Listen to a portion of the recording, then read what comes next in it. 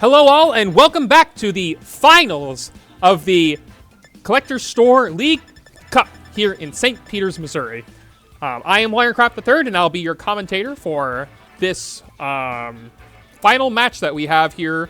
This is the finals of the tournament. We have Ben versus Chris. Chris ended up winning that last round there in top 4. A bit of unfortunate disconnects happening, but I don't think the game was fully decided one way or another, so that's just how it is sometimes. We have now Ben fighting off against Chris. We've got Hard Trick Room versus Groudon Balance. I'm not actually sure who's favored here. The Jumpluff probably can't do a whole lot. It wouldn't be very easy to get Sleep Powers off in this matchup. So I imagine Chris probably wants to get Ursaluna and Torkoal in Trick Room and be clicking offensive moves as much as possible. We'll see how easy that is for him, though. Ben's got a lot of bulky Pokemon on his team, so it won't be easy to just muscle through everything. Looks like our aspect ratio is a bit off, so let me see if I can't.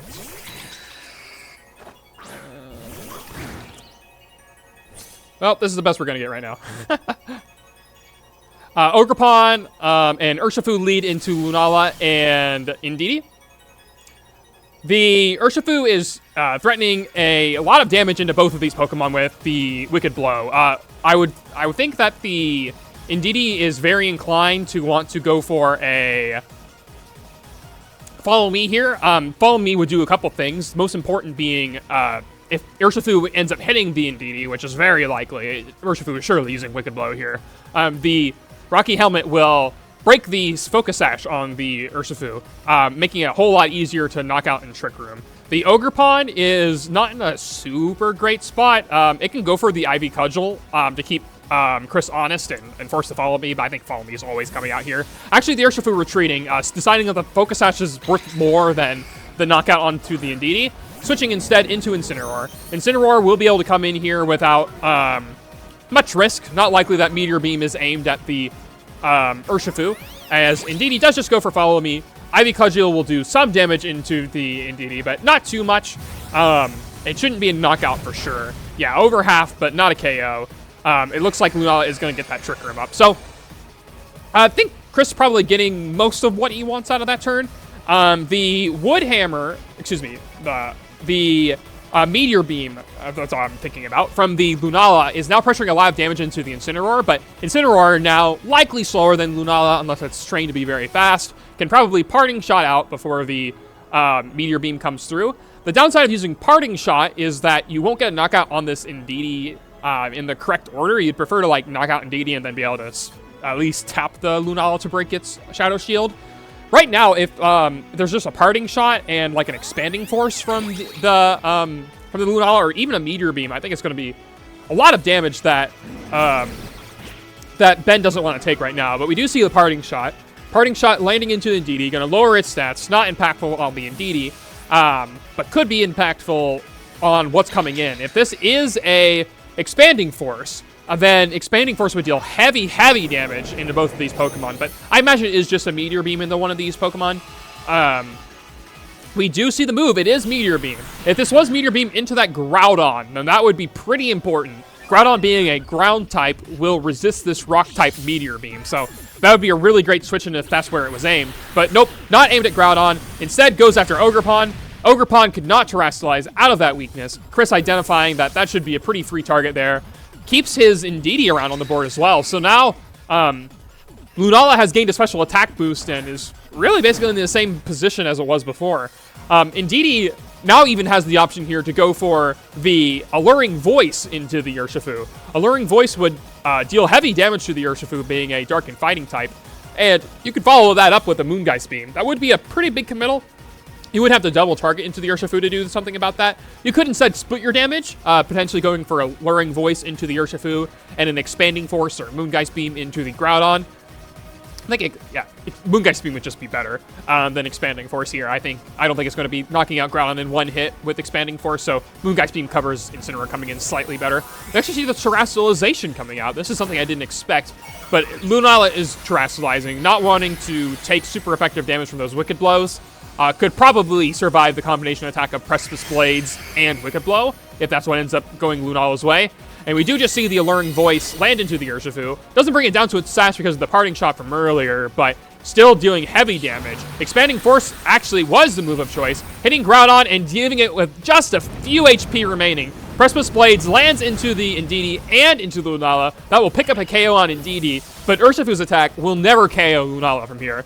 Terrestrializing to a Fairy type means it resists this Wicked Blow rather than being 4 times weak to it, so Wicked Blow, you can see there, doing very low damage. And now, all of Groudon, Urshifu, and I guess not Incineroar, but these 2 Pokemon on the field right now are so heavily damaged that any Pokemon coming in is going to be devastating. Torkoal would be probably the worst pick, I think. Torkoal doesn't like using Eruption into the Incineroar.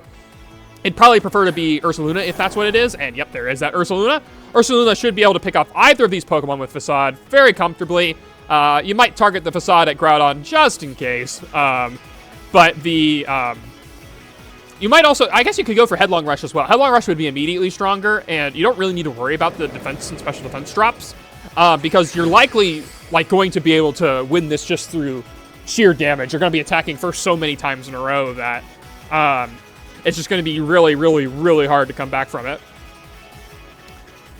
Ben has multiple turns of Trick Room to play through. The Incineroar does not have Protect, so although the Groudon and the Urshifu will both protect themselves this turn, all that really does is make the Ursaluna on the opposing side stronger.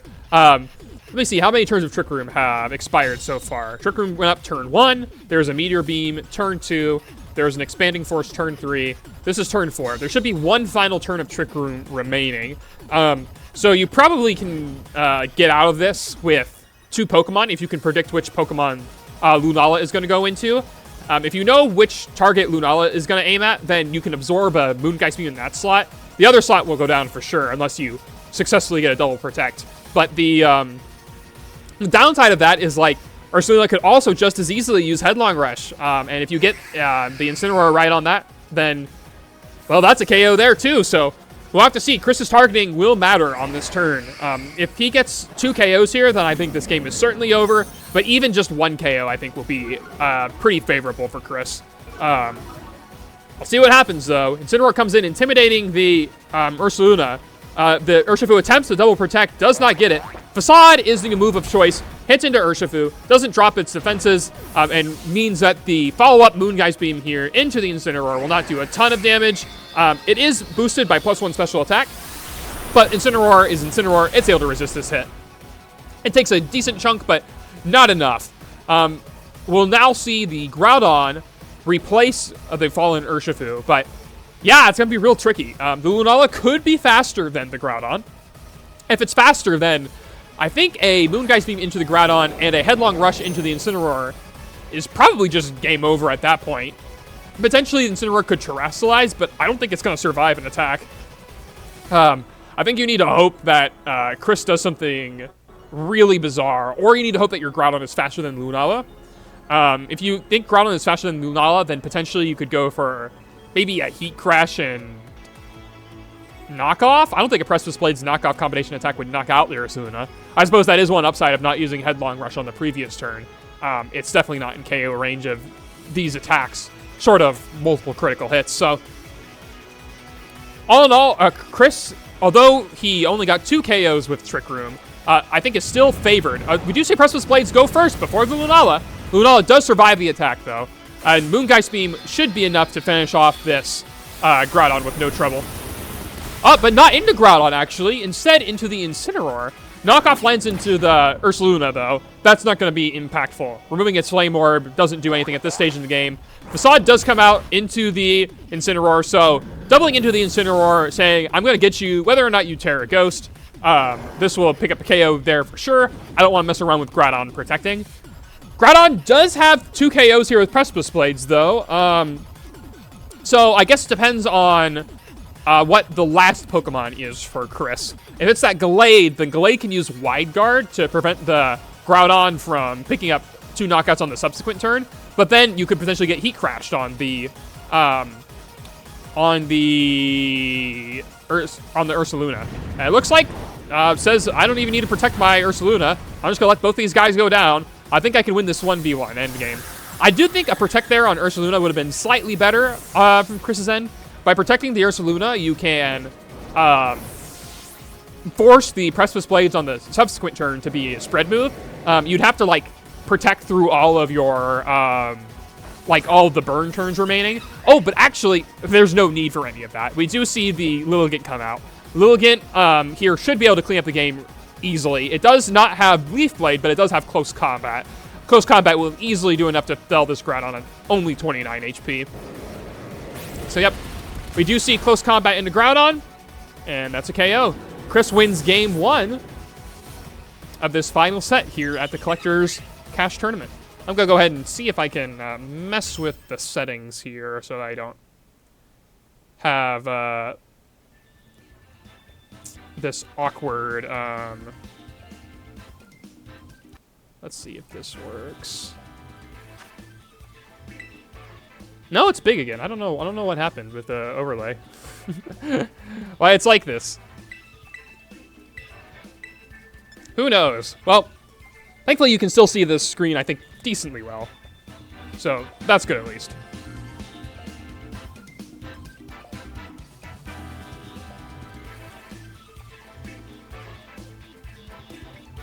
So both players are getting ready for game 2. Ben is choosing the music to play to this set. Of course, a very important decision, especially at these local tournaments played offline. Only the host of the battle can choose the music for the match. So Chris, if listening to headphones, will enjoy whatever music Ben has selected. Looks like we've seen an adjustment here. Jumpluff being locked in the back. Jumpluff in the back is interesting. Jumpluff does not match up well into really anything in Trick Room as far as taking damage. However, it does provide one-turn support for your Pokemon with Rage Powder. So potentially could be going for that angle, using Rage Powder to block one single target attack from another Pokemon, perhaps redirecting a critical Moongeist Beam or Meteor Beam away. But we'll have to see how that decision pans out. It's game 2, final. Ben versus Chris. Let's see how things shake out.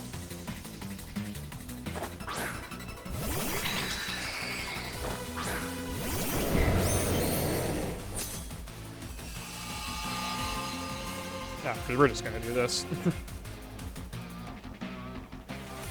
Raging Bolt is the lead. Raging Bolt and Groudon should be able to pick up a knockout on Indeedee with no trouble. I don't see how you're going to be able to get through the Lunala, though. Ah, I see. Not intending to get through the Lunala. That's smart. By using Snarl, you can weaken the effectiveness of this Lunala in the early game and significantly reduce the amount of damage it does. I wouldn't be surprised if Chris anticipates that and just launches a Helping Hand Expanding Force as a retort. But we'll see what happens here. Setting up Trick Room is important for Chris. I imagine that there is still that Ursaluna in the back. So there's no clear way to get through this if you're Ben. You definitely can't stop Trick Room this turn. So your strategy instead is to weather the Trick Room by reducing Lunala's eventual impact. We do see a Terrestrialization committed straight away from Chris, saying that, yeah, I want my Indeedee to take less damage from ground-type attacks and from electric-type attacks, anticipating that maybe a Precipice Blades and Thunderbolt is aimed its way. I imagine this is a Trick Room from Indeedee and an Expanding Force from the Lunala as a result. We do see that the Groudon does protect, and there is that Expanding Force. No Helping Hand to complement it, but Expanding Force will still do a decent chunk of damage to this, admittedly, Assault Vest Raging Bolt. You can see it does less than half, though. That is important. This means its follow-up Snarl will significantly reduce the impact of the Lunala in subsequent turns. The Indeedee does get the set up Trick Room. It did commit Terra Grass, though, for little gain. It did take less damage from that Snarl as a result, but Indeedee's not super bothered one way or another by that. Now, actually, we see I believe we saw in Game 1 that the Lunala was still slower than Groudon, so we could still see the Lunala go for Expanding Force here. However, the Raging Bolt moved after the Lunala, so it used Expanding Force, then Snarl. So here in Trick Room, we should see the Raging Bolt be able to go for Snarl first. Ben here potentially, I think, debating if Urshifu is smart to bring in. If Urshifu comes in, it would take no damage from this Expanding Force. But has to make a decision quickly. Only a few seconds remaining on the timer. Instead, it opts to go for Precipice Blades and Snarl. That shouldn't knock out either of these Pokemon, and I'm sure Ben is actually fine with that. If Snarl it's on this Lunala, then it's going to really reduce its impact. You can see with the extra damage that it took from not having to worry about Shadow Shield, actually Precipice Blade should pick up a knockout. Expanding Force in return, a -2 Expanding Force definitely won't knock out Raging Bolt. Groudon takes under half. Precipice Blades misses, but onto which Pokemon? It is onto the Indeedee. That's not the one you'd want to miss. I think missing onto the Lunala would actually be very beneficial. You could opt for a Snarl and then do something else with Groudon to burn an additional turn. All this does is lose out on a little bit of extra damage on Indeedee. Not the end of the world, but it does mean that a Sweeper could potentially come in on Chris's side, and we do see that Ursaluna coming in again. So Ursaluna can easily pick up the Raging Bolt. Nothing that Ben can do about that outside of switching it out. And it looks like actually considering switching into Jumpluff. So Jumpluff here, I was ragging on a little bit, but actually a great switch in here. I don't think Ursaluna can knock out the Groudon with any combination attack. Maybe helping Hand Headlong Rush will get it. I'd be surprised, though. Also, I think that the Ursaluna is probably inclined to want to protect. Like, it kind of wants to do that. If you just go for a straight attack, like, for example, if you Headlong Rush into the Raging Bolt, or if you Earthquake, then you'll take a big chunk of damage back with Precipice Blade. So, it's not clear to me what the best play is, and Jumpluff here, I think, is going to make things kind of tricky. We do see that helping hand. Is this an Earthquake? Earthquake will probably not KO the Indeedee, thanks to that Precipice Blade's miss from earlier. But the big question is, will it KO Groudon? If Groudon goes down to this, and that's pretty huge, but no. Groudon easily is able to stomach that attack thanks to its extra defense and also Guts not being active on the Ursaluna yet. So Ursaluna becomes burned thanks to its Flame Orb. Now Ursaluna is on a timer. Indeedee is low HP, but more importantly, these Trick Room turns have really been like there's a lot of Trick Room turns that have been lost here. The Jumpluff is kind of useless here. It does sort of force an Earthquake. If Earthquake gets used to try to fell the Groudon, then it will knock out Indeedee. But Jumpluff can't really do much else. Sleep Powder will not do anything into the now burned Ursaluna. Rage Powder would only invite a Facade landing into that slot. And if you're going to be using Protect, then maybe you don't want the Jumpluff to be taking that extra damage. Potentially you could go for Encore to make the Ursaluna predictable in these last few turns, but regardless, we do see a Protect from the Groudon and a Rage Powder come out from the Jumpluff. So Jumpluff, if it is the target of that Facade, will take that damage and be KO'd in a single hit. So, yep, down it goes. Jumpluff had no chance to survive in that one. The big question is if Indeedee would have been able to knock out the Groudon, but we won't find out, at least on this turn. Alluring Voice into Groudon's Protect will do no damage. So now it's a question of how many turns of Trick Room are left? I think there's one. Yeah, there's at least one. So you probably want to go into Urshifu so you can Protect. Yeah, I like that play a lot. The Urshifu can Protect, and then you can decide whether or not you want to save your Groudon or your Urshifu here in this endgame. Looks like deciding to throw away the Groudon. Raging Bolt will be able to come out. You can go for a attack into the Indeedee, finish that off, and then a Draco Meteor into the Ursaluna and finish that off. If the last Pokemon is that Torkoal, then Torkoal will likely not be able to win against a Raging Bolt with Assault Vest at that amount of HP, and an Urshifu that can at least throw off one attack into it. So Groudon going down here makes the most sense to me. Urshifu, of course, protecting itself on this final turn of Trick Room. So Ursaluna now going for the safe Facade into the Groudon. It goes down.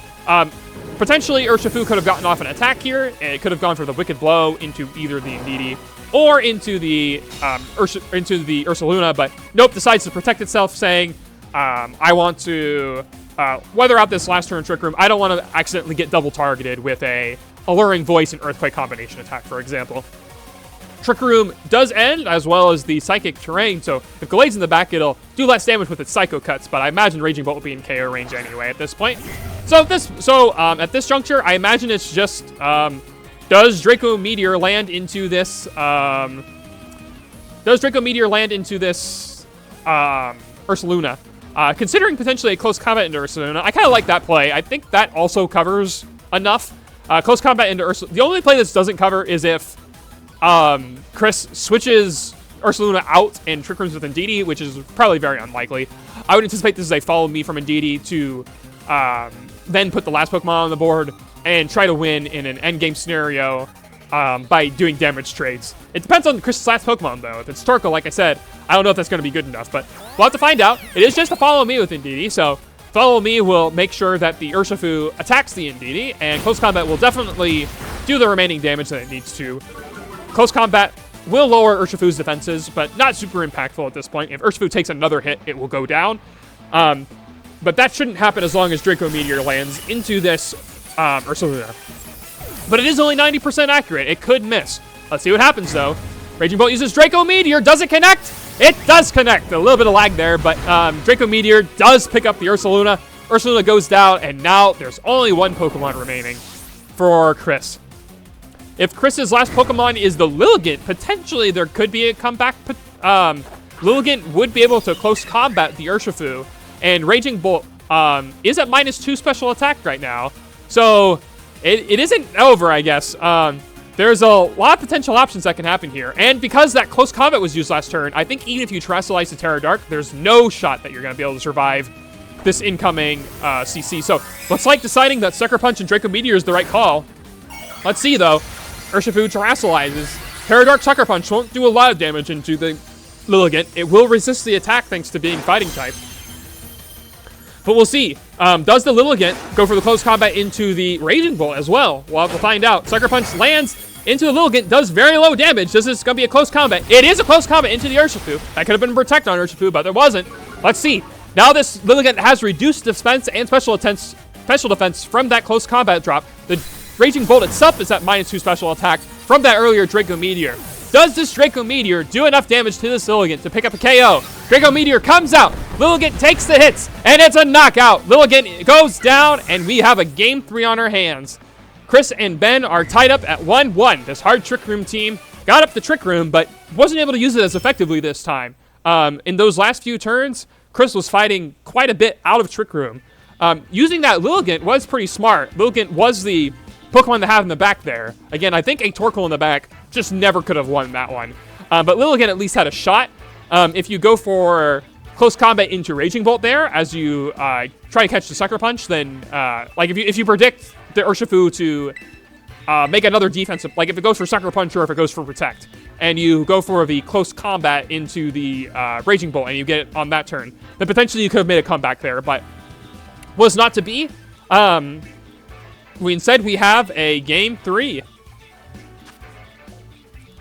And so, Chris here, I think, probably brought the right Pokemon, but maybe needs to play a little bit differently in these initial turns. Like, for example, one thing you could do is Indeedee got off that Trick Room, but it wasn't very impactful straight away. Imagine if you go for a Helping Hand Expanding Force turn 1. That might be a little bit more threatening. I don't know, though, because maybe Snarl, Precipice Blades would be too much. The advantage of doing like Helping Hand Expanding Force into Expanding Force is that probably gets Raging Bolt out of Trick Room. I imagine because the first Expanding Force I think did a little under half. That would do Ben roughly around like 75%-ish. And then a -1 Expanding Force I would imagine would get the job done. And then you could probably set Trick Room with Indeedee. Maybe you could go for that angle. But it's not super clear, and Chris doesn't seem to think so either. Taking more time to decide the Pokemon to bring here in Game 3. So, yeah. Chris also has to debate on the last Pokemon. If Chris thinks that a similar thing will happen where Trick Room will end at the remaining turns of the battle, then Lilligant probably is the best mon to have in the back. Close Combat was effective. Like, it is important into the Urshifu. Close Combat can do good damage into a chipped Groudon or Raging Bolt. It's not very good into the Jumpluff, but at least it can ignore Jumpluff's Rage Powders and Sleep Powders as well. So, Lilligant's a fine mon here in the back. We'll have to see how this final turn, or this final game shakes up here. We're in the finals here of the Collector Store League Cup here in St. Peters, Missouri. We've got Ben and Chris, who will take Game 3. Ooh, interesting. We see a big adjustment. Lilligant and Lunala. Lilligant here will have its speed doubled thanks to Groudon's Sun. This will mean that Lilligant will surely move first in the turn. It should be able to use Close Combat as well and deal heavy damage into the Urshifu, or use potentially After You, or potentially Sleep Powder. So Lilligant has good options here. I think trying to cover potentially for that Raging Bolt lead again, going for the Sleep Powder into the Raging Bolt would be effective. it would mean that the Raging Bolt would have nothing to do, basically, and it would be early damage trades if Chris was hitting Sleep Powders. Now the Urshifu is threatening heavy damage into the opposing Lunala, likely to Terastallize. I imagine even if you aim a Sleep Powder the Urshifu's way, you'll probably Terastallize the Lunala anyway, just to cover yourself.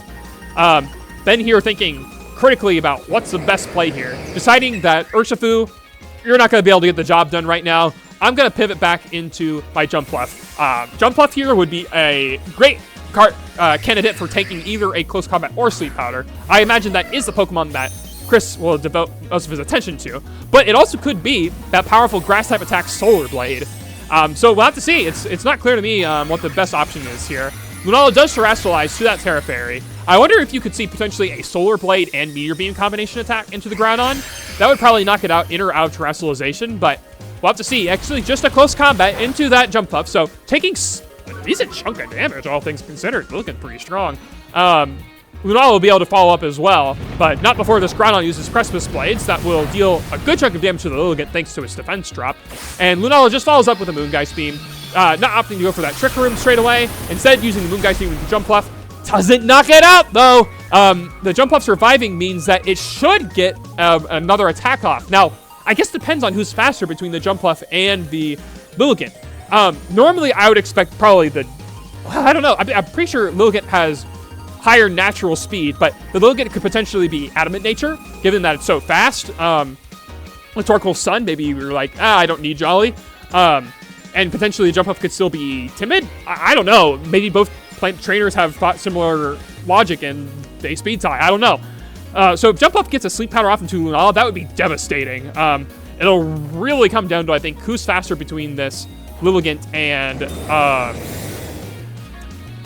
Jumpluff. But Groudon protects, saying, I don't know what's going to happen here. And actually, okay, it is faster, and instead of going for the Sleep Powder, instead opts for the Encore into Lunala. So Close Combat will finish off the remaining amount of HP on Jumpluff.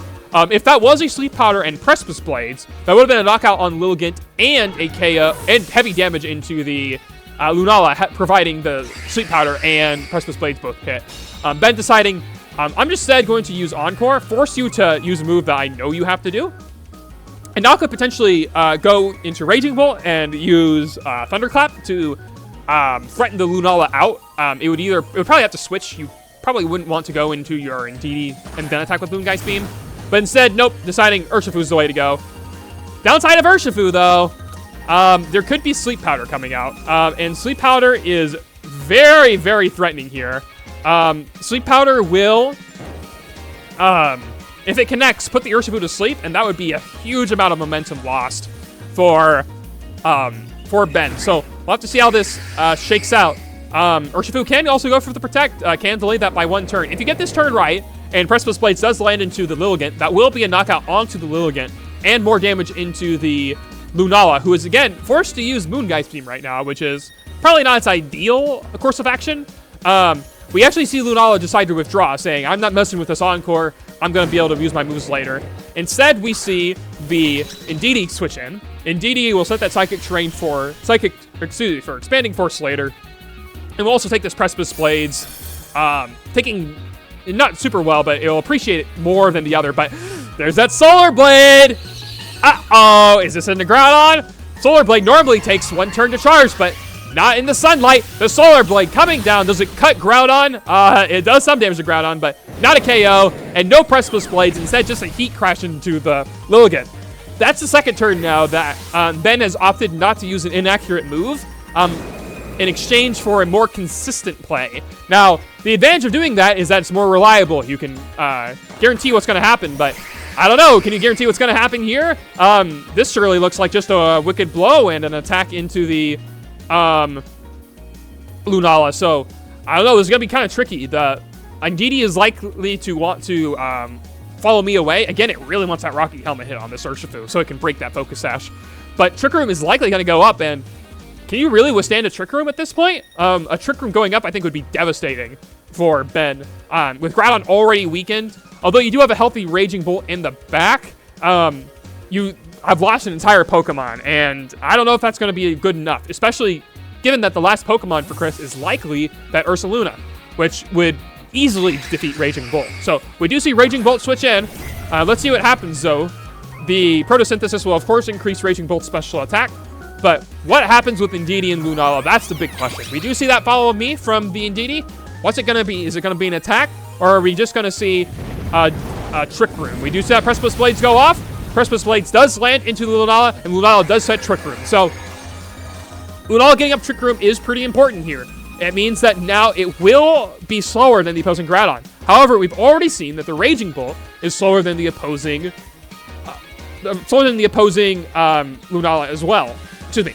So the speed relationship is Raging Bolt will move before Lunala will move before Groudon, which means that if you go for something like a Follow Me with your Indeedee, you could take the Thunderbolt. If a Thunderbolt was aimed at Lunala, it would probably knock it out. We do just see, however, a Helping Hand from this Indeedee into the Lunala. That will increase its damage, but Snarl will reduce it right back down, reducing the special attack of both the Lunala and the Indeedee. Lunala, no matter what it uses here, is probably not very happy about this turn of events. Yeah, Expanding Force here, whiffing into the Urshifu, and not going to deal nearly enough damage into this Raging Bolt. Still, I guess with the Helping Hand, it offset a little bit. Raging Bolt's Photosynthesis does wear off. However, Snarl should pick up the remaining few HP onto the Indeedee. Urshifu is not inclined to want to attack this turn because Protect Snarl is fairly safe. I'd imagine that Chris needs to punish this in order to come back. I don't think you can afford to double into the Urshifu on a Protect from, say, Luring Voice and Moongeist Beam.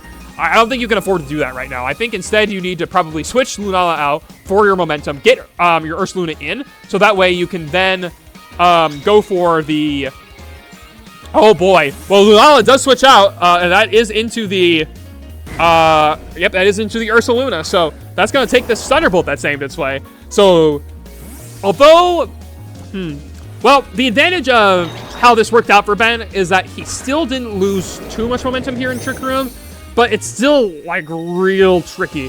Thunderbolt will, of course, deal no damage to the Ursaluna. Indeedee likely probably throwing a Luring Voice at the Groudon. Oh, actually, just Follow Me. Okay, so that would have been a Thunderbolt into the Ursaluna, but not feeling confident enough. Instead saying, I'll take this attack and just go down.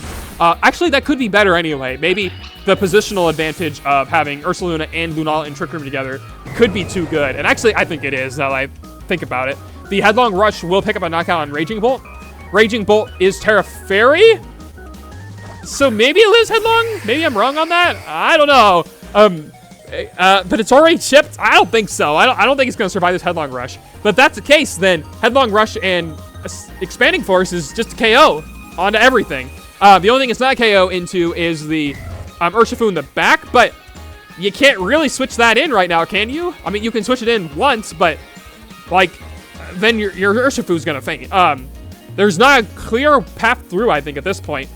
You can't go for Thunderclap because Psychic Train's up, and I don't think you can stall out enough turns of it. I don't think you can, like switch into Urshifu, sack off Groudon, and then Thunderclap the Lunala. I don't think there's enough turns for that.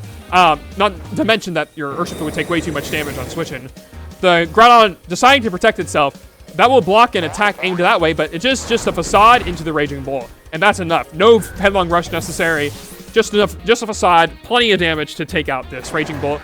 And Moongeist Beam, the follow-up attack into the Groudon. That would have also potentially covered Urshifu switching in.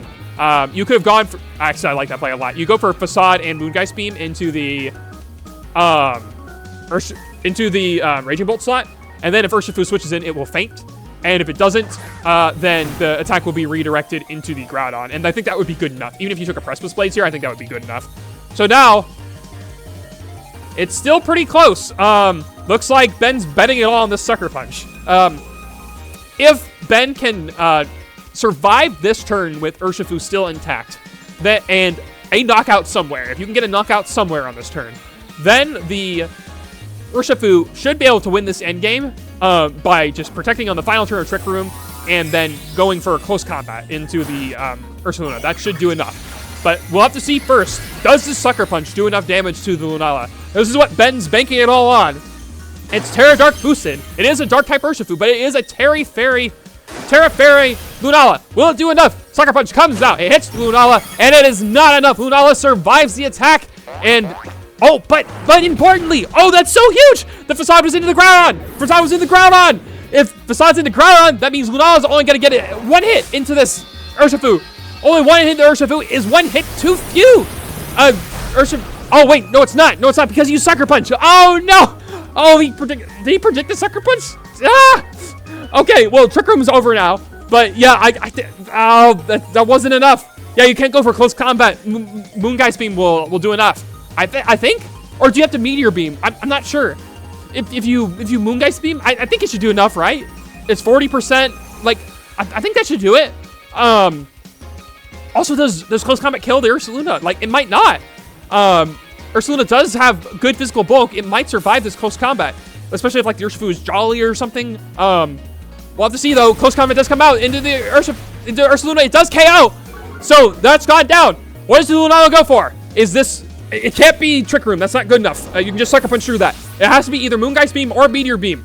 What did Chris select? It is that Meteor Beam. Meteor Beam has a 10% chance to miss. Will Meteor Beam connect on this Urshifu? It has a 90% chance to do so. It raises special attack.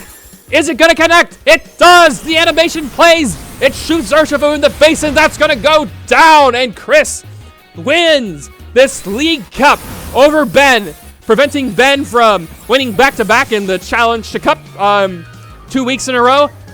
Chris ends up clutching out in the end with that final Meteor Beam into the Urshifu. So, woo, what a tense endgame there. If the Urshifu had just got like one more turn right, I think, then it could have been in Ben's favor, but that's not what it was. That's not what it not meant to be. So, Chris ends up winning this tournament. Congratulations to Chris.